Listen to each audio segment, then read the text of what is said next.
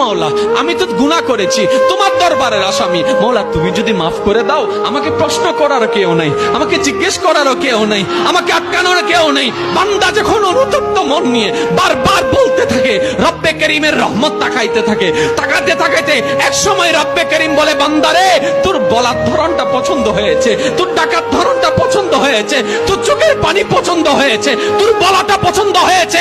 এবার মাওলা বলে, আমি তোর সারা জীবনের কত গুনাহ করছিস? বান্দা বলে, মাওলা 40,000 পার হয়ে গিয়েছে। কেউ বলে যে মাওলা পাহাড় পরিমাণ হয়েছে, কেউ বলে যে মাওলা আসমান পরিমাণ হয়েছে। এবার মাওলা বলে যে আমি মাফ করে দিলাম, আমি মাফ করে দিলাম, আমি মাফ করে দিলাম, আমি মাফ করে দিলাম, আমি মাফ করে দিলাম, আমার বান্দাকে আমি মাফ করে দিলাম। ফেরেশতা বলে, মাওলা এত বড় গুনাহগার, এত বড় আসামি, হাজার গুনাহগার, হাজারটা গুনাহ তওবা করেছে একবার, মাফ চেয়েছে একবার, তুমি মাফ করে দিলা, তুমি মাফ করে দিলা। রব্বে করিম বলে, মাফ করবো না তো কি করব?